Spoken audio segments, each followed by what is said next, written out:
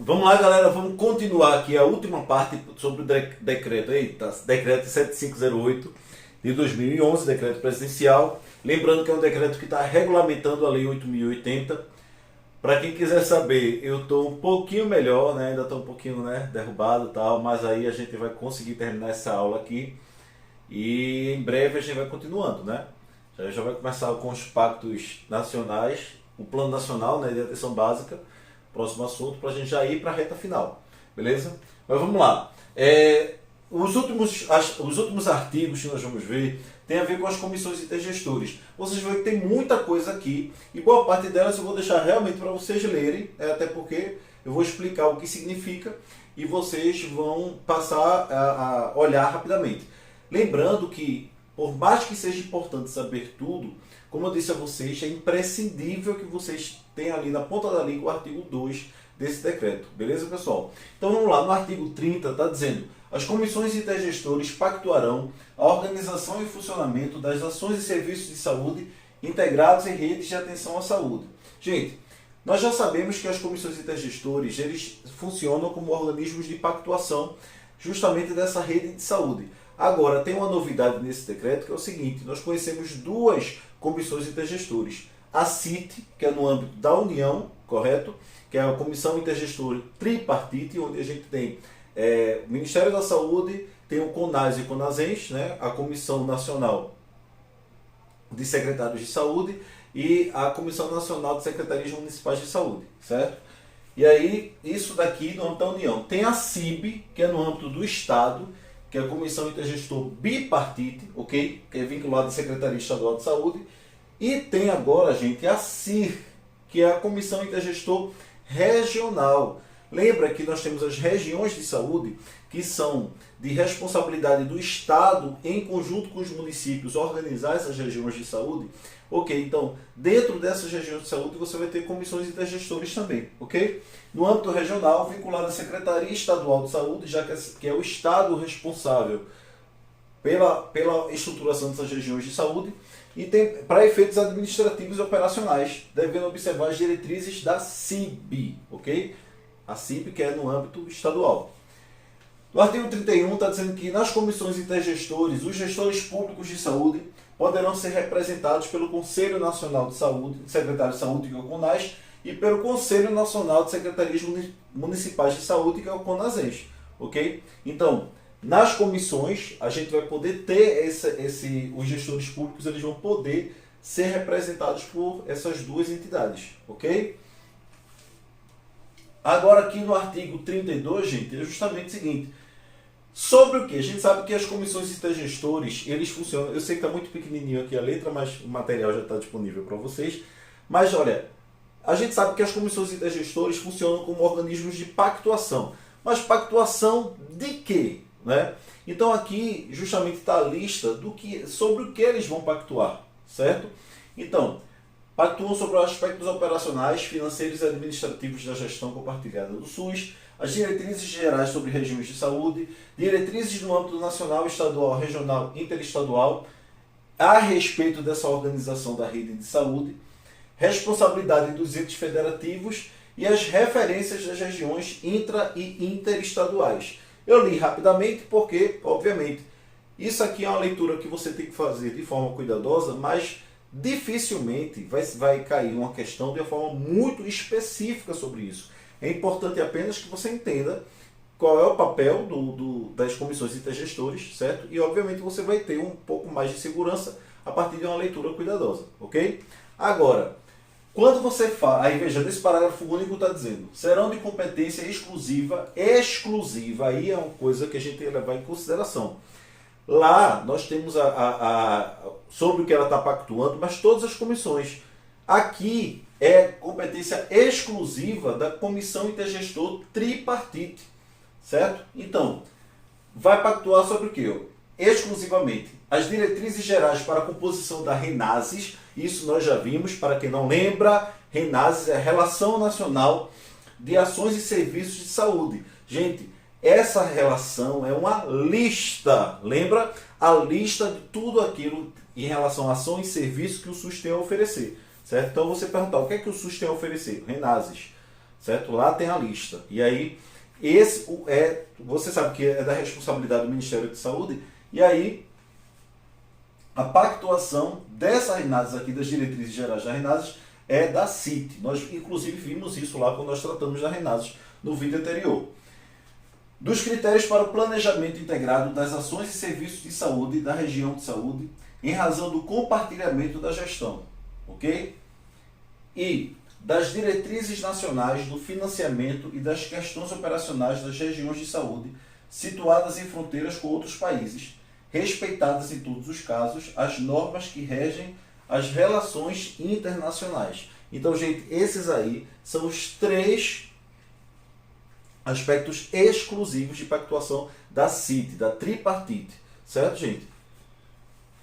Agora, eu acho que é o último tópico que nós vamos ver, que é o COAPS, né? O Contrato Organizativo de Ação Pública da Ação Pública da Saúde, certo? Então, lendo aqui os artigos relacionados a ele, né? Contrato, inclusive, esse contrato ele está lá no artigo 2, certo? Também tem lá falando sobre o contrato.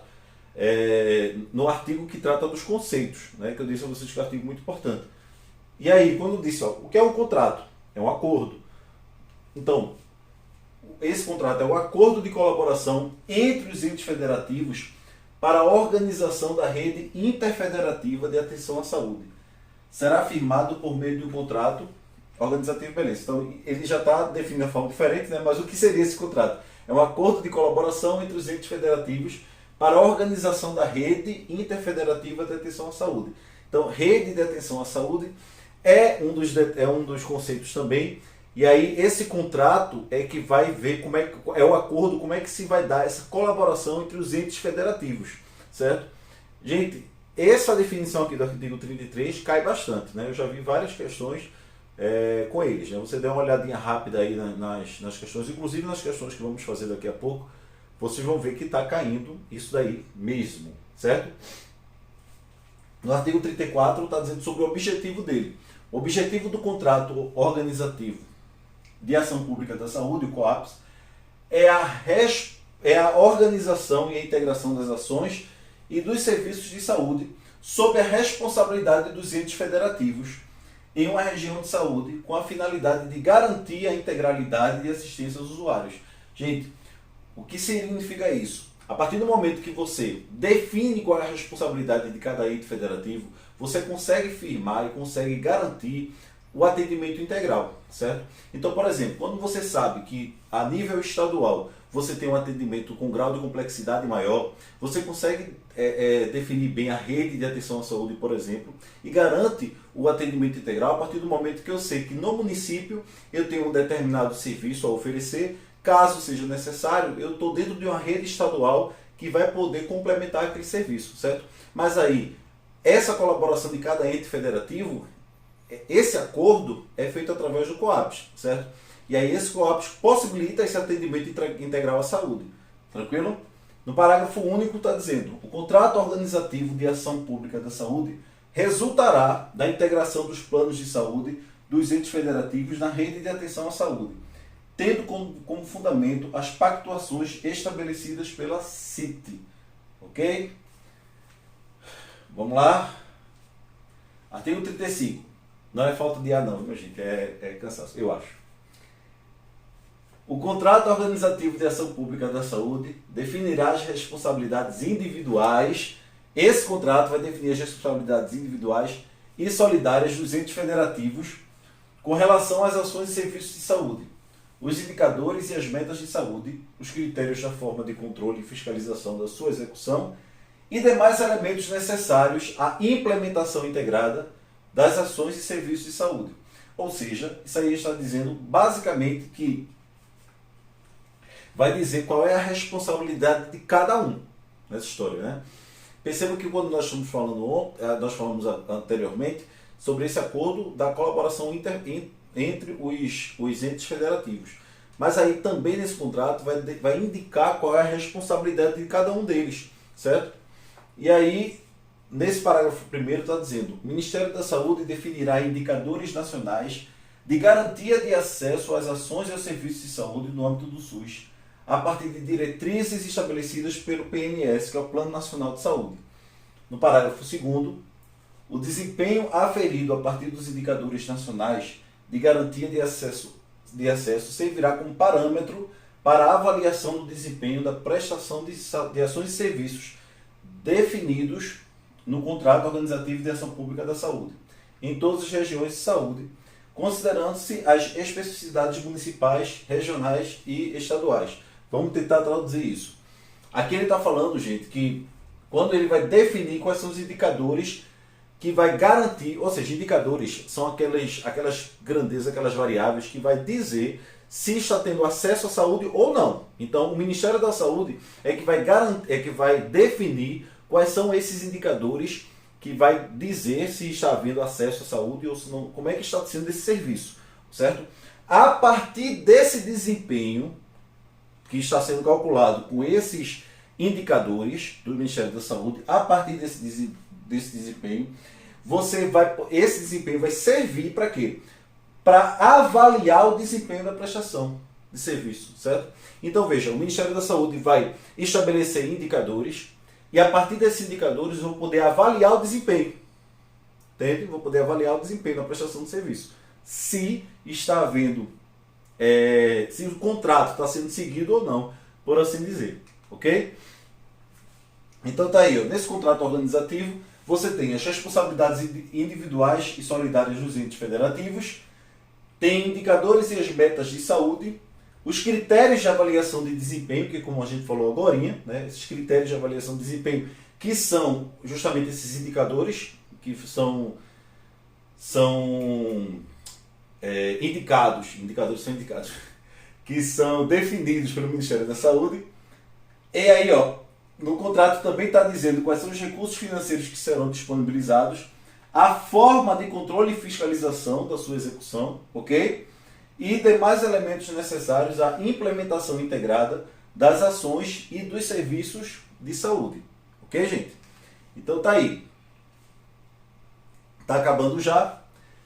Ainda sobre o contrato, né, sobre o COAPS, no artigo 37 tem: o contrato organizativo de ação pública de saúde observará as seguintes diretrizes básicas para fins de garantia da gestão participativa. 1. Estabelecimento de estratégias. Gente, pessoal, aqui está falando que o COAPS vai ter que seguir vai observar as seguintes diretrizes, ok? Para poder garantir a gestão participativa.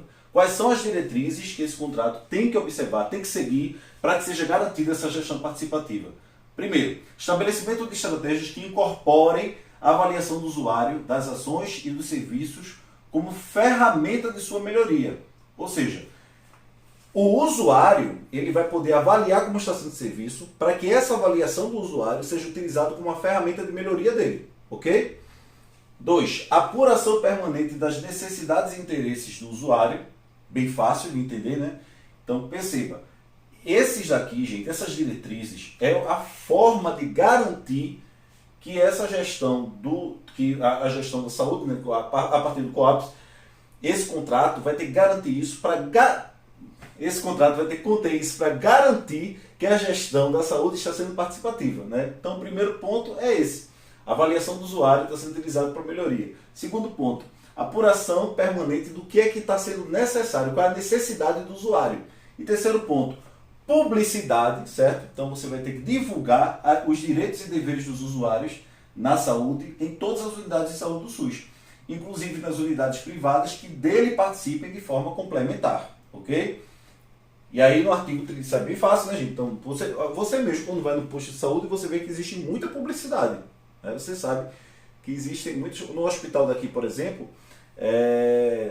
me chamou a atenção a última vez que eu fui, que está tendo muita publicidade em relação à saúde das pessoas transgêneras. E aí está tendo uma publicidade realmente, né, desse aspecto, e você vê que tem vários cartazes lá, certo? Que é uma necessidade de uma parcela da população. E aí, 38. A humanização do atendimento do usuário será fator determinante para o estabelecimento das metas de saúde previstas no contrato organizativo de ação pública de saúde. Ok? E aí, ó, finalmente está o artigo 39 dizendo: as normas de elaboração e fluxos do COAPS serão pactuados pelo CIT. O COAPS é pactuado pelo CIT. Cabe da Secretaria de Saúde Estadual coordenar a sua implementação. Então a pactuação é no CIT e quem está coordenando a implementação desse contrato, a seguir esse contrato é o Estado, né? A Secretaria Estadual. Artigo 40. O Sistema Nacional de Auditoria e Avaliação do SUS, atenção para isso, o Sistema Nacional de Auditoria e Avaliação do SUS, por meio de serviço especializado, fará o controle e a fiscalização do contrato, do COAPS, certo? Então, isso aqui também cai em questões de gente. Quem é que é responsável por fazer o controle e fiscalização do COAPS? É justamente o Sistema Nacional de Auditoria, ok? E fiscalização e avaliação do SUS. Parágrafo 1º. O relatório de gestão a que se refere o inciso 4º do artigo 4º da Lei 8.142 conterá seção específica relativa aos compromissos assumidos no âmbito do contrato organizativo de ação pública de saúde. O disposto neste artigo será implementado em conformidade com as demais formas de controle e fiscalização previstas em lei. Ou seja, esses parágrafos aqui estão complementando lá o inciso 4º do artigo 4º da lei que trata da participação popular. Ok, gente? Então, isso aqui é só um complemento para aquele artigo de lá. E finalmente, eu estou dizendo finalmente desde hoje, mas esse agora é o finalmente, o artigo 41. Aos partícipes caberá monitorar e avaliar a execução do COAPS em relação ao cumprimento das metas estabelecidas, ao seu desempenho e à aplicação dos recursos disponibilizados, certo?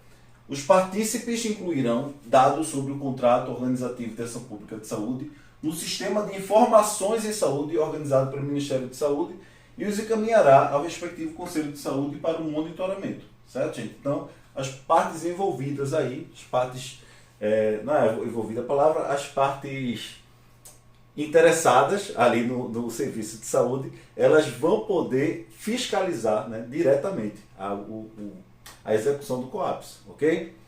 E tá aí, gente, questões de concurso, são 13 questões, vou fazer 5 questões para não ficar muito longo o vídeo. No material, não sei se tem um gabarito todo, mas eu vou colocar lá junto da aula, na mesma pasta, o gabarito para ficar fácil de achar, porque realmente cansa muito estar aqui falando, né? E eu preciso ficar um pouquinho em repouso. Mas vamos lá, mas eu não vou deixar vocês na mão não. Simbora. O decreto número 7.508 estabelece alguns arranjos organizativos de forma a garantir a integralidade da assistência. Assim, se algum usuário do SUS necessitar de cuidado mais complexo e de tecnologia mais densa, as equipes de saúde devem se articular e se complementar, originando Gente, as equipes têm que se articular, se complementar, né? O que é isso? Como é que garante ao usuário um serviço integrado de saúde? É porque a saúde, através do SUS, forma uma rede, certo? Então isso daí, gente, origina uma rede de atenção à saúde, que é a letra B, certo? Inclusive isso daqui tem lá no artigo 2, no que se refere ao conceito de rede de atenção à saúde, ok? 2.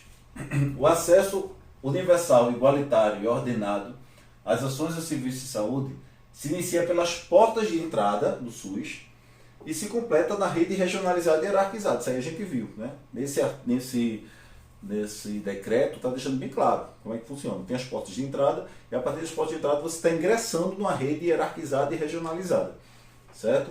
De acordo com a complexidade do serviço. Portas de entrada às ações do serviço de saúde nas redes de atenção à saúde são os serviços que compreendem, entre outros, os de atenção básica, realmente não, lembra que são 4, viu, gente? Portas de entrada temos 4. Ele já disse um, que é a atenção básica. Quais são os outros? Aí na letra A já está de cara. Urgência e emergência, que eu até disse a vocês que o SAMU participa disso. Atenção psicossocial, como o CAPS, né? E os especiais de acesso aberto, que é aqueles que, entre outras coisas, tratam de dano laboral também, ok? Então na letra A, tudo certinho. Inclusive, tomem cuidado, porque as questões podem brincar, porque tem um artigo que trata de quais são as portas de entrada e outro que trata o que é necessário para uma rede de saúde. Lembra? O que é? Desculpa. Uma região de saúde deve conter o quê? E aí quando você compara os dois, fica bem parecido, né? Porque tem que ter a urgência e emergência e tal. A diferença é que na rede de saúde, na região de saúde, além disso você tem que ter vigilância em saúde, tem que ter hospital de uma complexidade maior, certo? Então aí já não é nada a ver com porta de entrada. 3. A Relação Nacional de Ações e Serviços de Saúde, RENASES, o que é que o SUS faz? Tem o que para oferecer? Compreende todas as ações e serviços que o SUS oferece ao usuário para o atendimento da integralidade da assistência à saúde. E deverá ser atualizada, isso bem fácil, gente. A RENASES é atualizada a cada 2 anos, letra D, certo? 2 em 2 anos a RENASES e o RENAME ele é atualizado, certo? 4. De acordo com o decreto 7508, os serviços de saúde específicos para o atendimento da pessoa que, em razão de agravo ou de situação laboral, necessita de atendimento especial, denomina-se, gente, olha aí, ó, falou, agravo ou de situação laboral, né? O que é isso? Inclusive, deixa eu ver se ele falou que é... Ele nem falou isso, né? Mas isso aqui é uma das portas de entrada, que ele definiu porta de entrada. Por quê? Não é que isso aqui não seja uma das, mas não posso dizer que porta de entrada é isso, ok? Isso é uma das portas de entrada, que é o Serviço Especial de Acesso Aberto, certo? Aí a pessoa pode confundir e marcar aqui a porta, mas a porta de entrada não é apenas isso. São 4, como eu já falei. Além dessa, tem urgência e emergência, psicossocial e atenção primária, né, que é o postinho, o famoso postinho. E o 5º,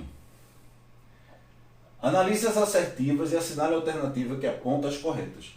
De acordo com o decreto presidencial 7508, são portas de entrada as ações aos serviços de saúde nas redes de atenção à saúde, os serviços. Aí tem um aqui, ó, de atenção primária, beleza. De atenção de urgência e emergência, beleza. Atenção psicossocial, perfeito. Atenção de acesso aberto, perfeito.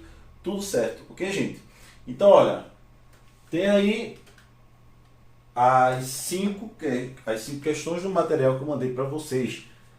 Tem mais 8 questões, ok, gente? Mas eu vou mandar o gabarito das 13, não sei se são 13 ou são 14. E aí aguardem que já vou preparar a próxima aula. Eu ia fazer uma lista de exercícios, mas o que é que eu vou fazer? Como a gente deixou, eu não sei se vai voltar realmente dia 31, as aulas presenciais, então eu vou tentar adiantar o máximo possível as partes teóricas, para quando a gente voltar, inclusive já falei com Vanessa também, a gente começar a fazer exercícios de revisão. Outra coisa, lembrem de estudar as matérias específicas lá no blog, gente. Lembrem.